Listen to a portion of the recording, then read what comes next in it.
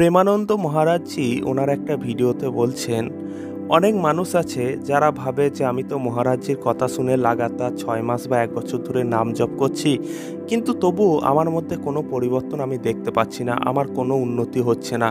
তাহলে এমন অবস্থায় কি করা যেতে পারে? অনেকে ভাবে যে নাম জপ ছেড়ে দেবো, বা এটা সম্পূর্ণ মিথ্যা কথা।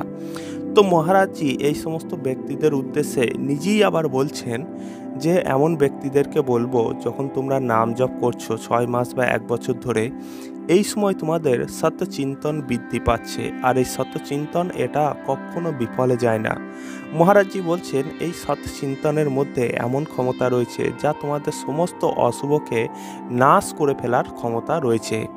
মহারাজজি বলছে নাম জপের সবার প্রথম কাজ হলো আমাদের সঞ্চিত কর্মের গোডাউনে আগুন লাগিয়ে দেওয়া এবং সেগুলোকে পুড়িয়ে ছাই করে দেওয়া বা ভস্ম করে দেওয়া। সঞ্চিত কর্মটা কি? মহারাজজি এখানে বলছে যে আমাদের তো শুধু এইটা যে আমরা প্রথমবার মানুষ জন্মগ্রহণ করেছি এমনটা না, এর আগে হয়তো আমরা অনেকবার মানুষ রূপে জন্মগ্রহণ করেছি, লক্ষ কোটিবারও হতে পারে।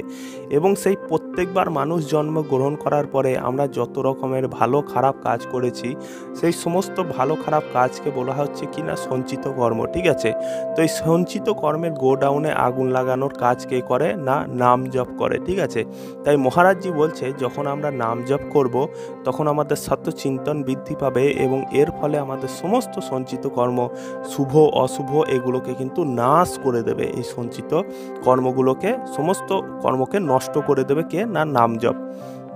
তারপর মহারাজজি বলছে এই যে নতুন অবস্থায় যখন কোনো ব্যক্তি নাম জপ করা শুরু করে, মানে কোনো ব্যক্তি যখন নতুন নতুন নাম জপ করা শুরু করে, তখন তার মনে হতে পারে যে আমার তো কোনো ফল লাভ হচ্ছে না এর ফলে। ঠিক আছে, এগুলো সব মিথ্যা কথা, এবং সে কিন্তু অনেক সময় নাম জপ ছেড়ে দেয়।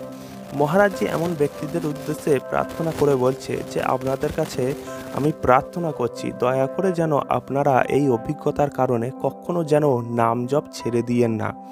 মহারাজজি বলছে এটাই তো হচ্ছে মায়ার আসল পরীক্ষা। মায়া আপনাকে অনুভব করাবে, যখন আপনি নাম জপ করবেন তখন মায়া আপনাকে অনুভব করাবে যে আরে নাম জপ করার ফলে তো দুঃখ অনেক বাড়ছে, আমার চাকরি হচ্ছে না, আমি এতদিন ধরে নাম জপ করছি তবুও আমার চাকরি হচ্ছে না, আমার আটকে থাকা যে কাজটা রয়েছে সেটাও ঠিক হচ্ছে না। মহারাজজি বলছে এই সময় দয়া করে আপনারা নাম জপ ছেড়ে দেবেন না, এটাই হচ্ছে মায়ার আসল পরীক্ষা। এবং এই সময় আমাদেরকে সদ্গুরুদেবের ওপর বিশ্বাস রাখতে হবে, শাস্ত্রের ওপর বিশ্বাস রাখতে হবে, এবং ভগবানের ওপর পূর্ণ বিশ্বাস রেখে আমাদেরকে কী করতে হবে? না লাগাতার নাম জপ করে যেতে হবে। মহারাজজি বলছে মানুষ চায় কি না তার তৎক্ষণাৎ সমস্ত কামনা পূর্ণ হয়ে যাক। মানে গুরুদেব নাম জপ করতে বলেছে এবং সে ভাবে যে আমি নাম জপ করবো এবং সঙ্গে সঙ্গে আমার সমস্ত শুভ অশুভ কর্ম সব বাধা কেটে যাবে, এবং সঙ্গে সঙ্গে কিন্তু আমরা সমস্ত কিছু মানে লাভ করব, যা যা আমরা চাইছি সেগুলো আমরা পেয়ে যাব, মানে চাকরি পেয়ে যাব, আমাদের উন্নতি হয়ে যাবে।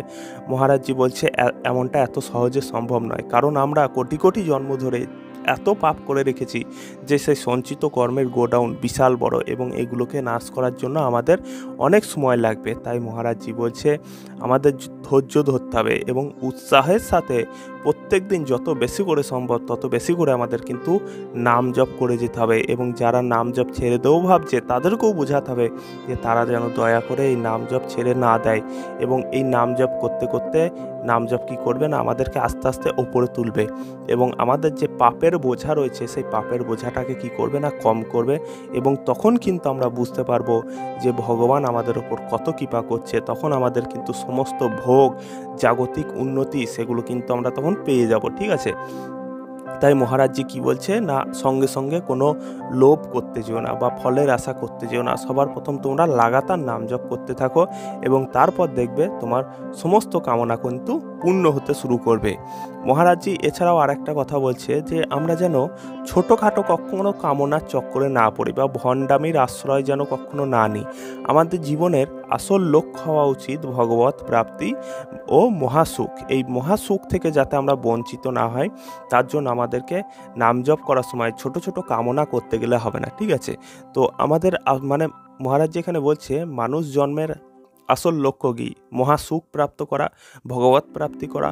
তো মহারাজজি বলছে যখন আমরা নাম জপ করছি আমাদেরকে ধৈর্য ধরতে হবে এবং ছোট ছোট কামনার জন্য আমাদের এই নাম জপকে খরচ করে দিলে হবে না যে মহারাজজি আমার এই কাজটা, মহারাজজি নয়, ভগবান আমার এই কাজটা করে দাও, আমি নাম জপ করছি, ভগবান আমার এই কাজটা করে দাও। তো মহারাজজি বলছে কি যে যদি আমরা এইভাবে ভগবানকে চাইতে থাকি, নাম জপ করবো একধারে আর একধারে ছোট ছোট জিনিস পূর্ণ করার জন্য ভগবানকে বলবো, তাহলে আমাদের এই নাম জপ কিন্তু মানে খরচ হয়ে যাবে, বারবার খরচ হয়ে যাবে, মানে অনেকটা টাকা পয়সার মতন ব্যাপার এটা নাম জপ, ঠিক আছে।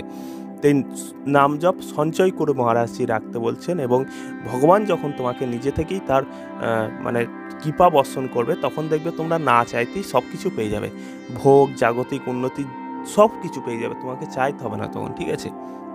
তো মহারাজজি আমাদেরকে এটাই বোঝাতে চাইছে যে আমরা যেন ধৈর্য ধরে নাম জপ করে যাই এবং এই যে মনে হবে কখনো যে নাম জপ করে তো আমার কোনো উন্নতি হচ্ছে না, ঠিক আছে, আমার তো কোনো লাভ হচ্ছে না, তাহলে নাম জপ ছেড়ে দিয়ে সব মিথ্যা কথা। মহারাজজি বলছে এই সময় আমাদেরকে ধৈর্য ধরতে হবে, ঠিক আছে, ধৈর্য ধরে নাম জপ করে যেতে হবে লাগাতার এবং একটা সময় পর যখন আমাদের সমস্ত পাপ যখন নষ্ট হয়ে যাবে সেই সময় ভগবান আমাদের উপর কিন্তু কৃপা করতে শুরু করবে, সেই সময় আমরা সমস্ত কিছু পেয়ে যাব, আমাদেরকে আলাদা করে কিচ্ছু চাইতে হবে না।